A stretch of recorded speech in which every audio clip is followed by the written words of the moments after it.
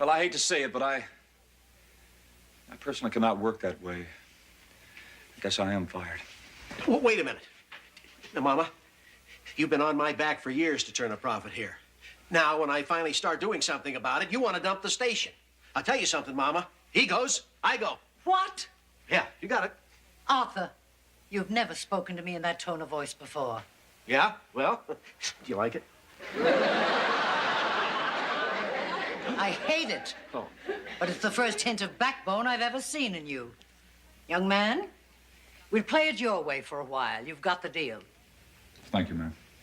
But proceed carefully. I warn you, nothing weird, nothing strange. Oh, yes, ma'am. No, you don't have to worry about me.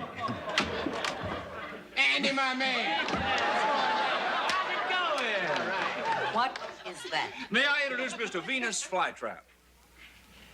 Hey, little mama. I beg your pardon. Venus is the best nighttime DJ in this country. I took the liberty of hiring him away from a station in New Orleans. Did you have a big audience there? The biggest. Welcome to Cincinnati, Mr. Flytrap.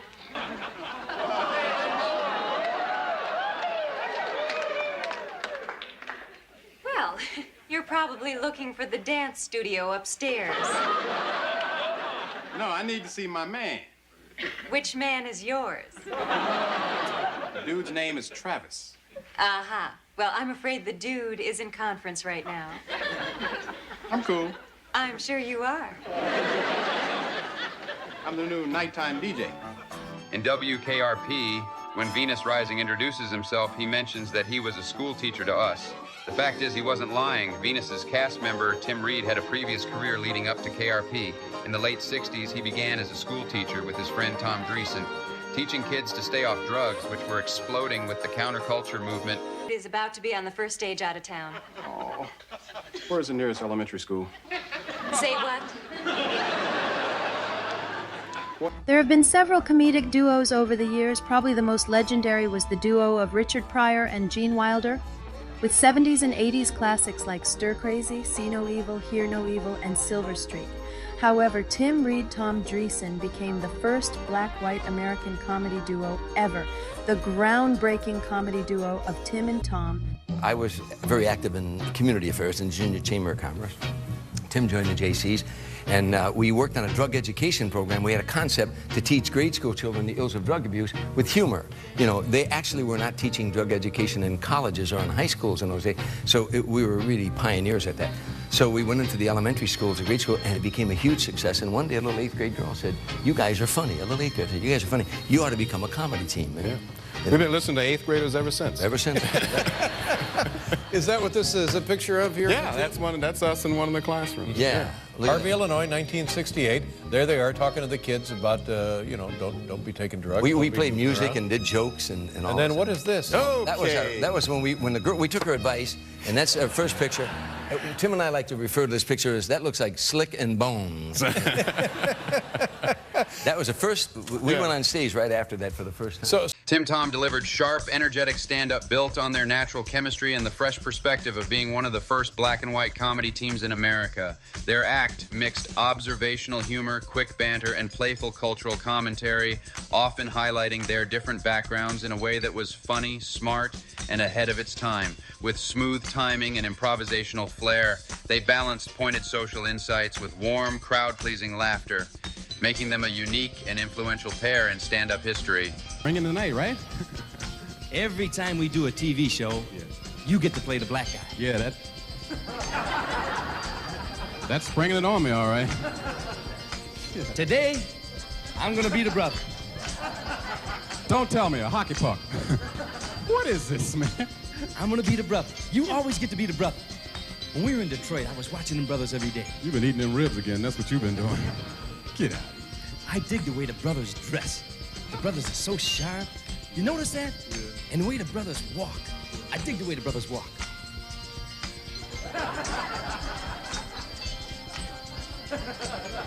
The way the brothers talk, it's so cool, man. The way they're always referring to their mom. Mother this and mother that. You can't talk like that on the show. This is television, man. Cut that out. I want to be the brother. I've been watching Soul Train. I gotta ask you something. What am I doing? What am I doing? Look like you're killing roaches. I can sure use you in my ghetto apartment, I'll tell you that. The duo toured across the United States, including the still segregated South, facing various reactions from audiences, from uproarious laughter to racist heckling and threats of violence. Their act was considered groundbreaking because it directly addressed race and social issues with frankness and humor during a tense time in American history. Though they were ahead of their time and never quite made it big as a duo, their work paved the way for future interracial collaborations and is a significant chapter in the history of comedy. Tom was also in an episode of KRP. The Season 4 Episode 13, called Changes, as Rick Jesperson, the interviewer for Black Life magazine. Thanks, Jennifer. And they all say you're a pretty nice guy. What they don't say is for a white guy. You know what I mean? Yeah. One last thing. Don't you feel silly dressed like that? Yeah, just a little.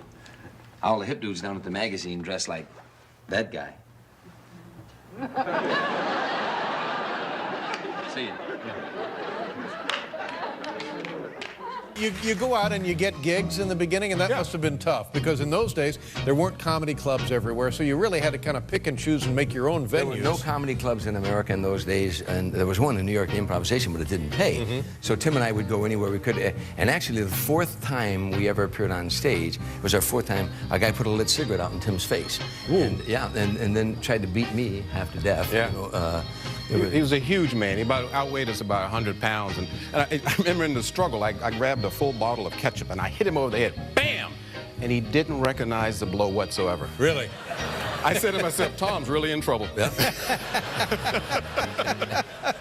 and then the best part is now he's all scarred up and I'm all beat up. I thought I was never going to breathe again. It was really a brutal battle. And I boxed him when I was in the service, so I knew a little bit, but this guy so outweighed me. Yeah. We get in the car and I can hardly breathe, and Tim's all scarred up. We get in the car, we started to drive away, and Tim looked at me and he said, "Welcome to show business." Yeah.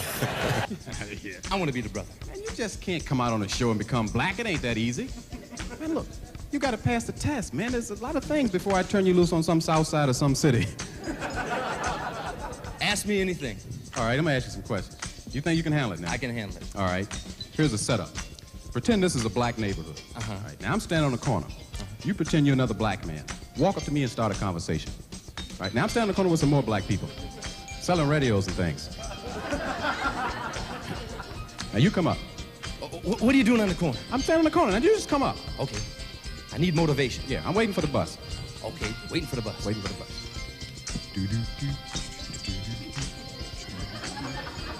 Hey, baby. Oh, look here, Leroy. Do the bus stop here.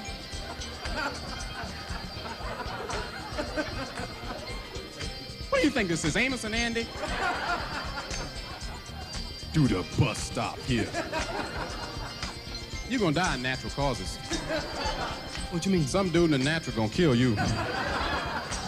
Now you wait for the bus and I'll be the black man. Man, you got me confused. Do the bus stop here. Now you stand out there, give me some room now. Now I'm coming up. Watch my action now. Remember, we brothers. We brothers. This is the ghetto. Ghetto? Yeah. Where we at? South side of Chicago. The south side? Corner 47 and Drexel. Come on, bus!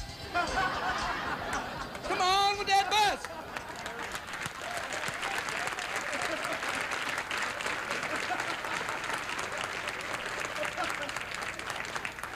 Will you forget about the bus, man?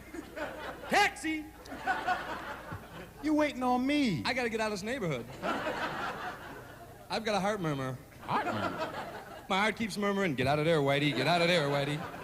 And how did people react to a black man and a white man together? Were they ready for that? Were they stunned by that? I mean, were the audiences attuned to that, or did it take them a while to sort this out? Well, you know, you got to put it in context. In 1968, when we met, we had just lost two of our great leaders, Dr. King and Robert Kennedy.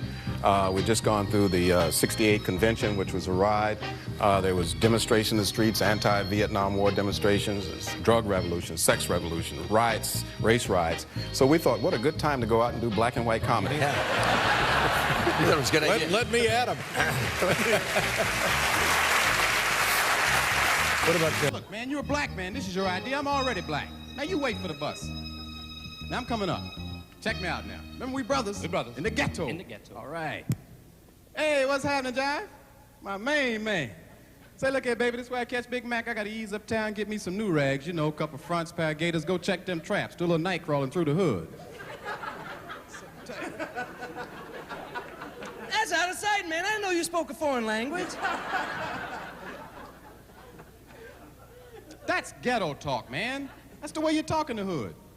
In the hood? The neighborhood. Just walk up here and repeat what I just said.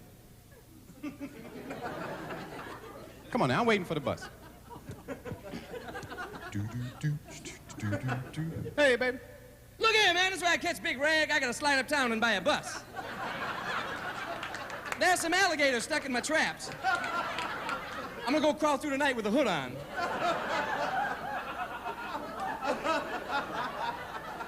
No, Tom. Don't you ever crawl through a black neighborhood with a hood on. Let's get out of here.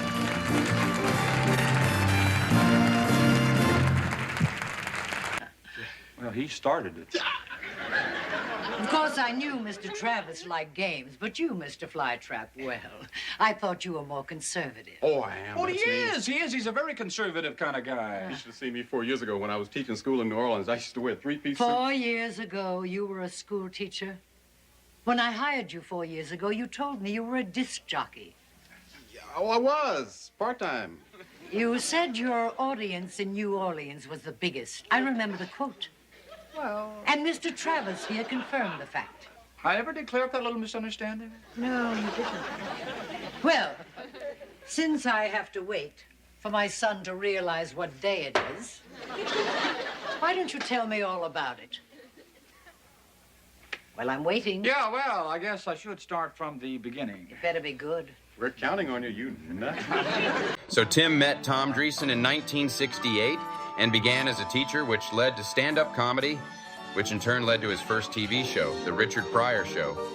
Canceled in 1977 and then coming to Cincinnati in 1978.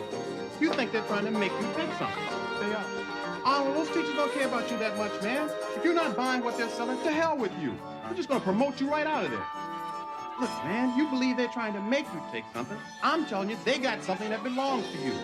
So wherever Tim was, he was a teacher at some point. Whether he was teaching the kids to say no, teaching Tom lessons on stage, teaching kids in New Orleans, teaching as a father, Ray Campbell, or teaching on WKRP. You want to know what I think, man? I think there are only two things anybody cares about in this world. One, survival. Two, conquest. What about sex? That's part of survival. Please click on the like and subscribe for more reviews, tributes, and videos from Bailey's Quarter.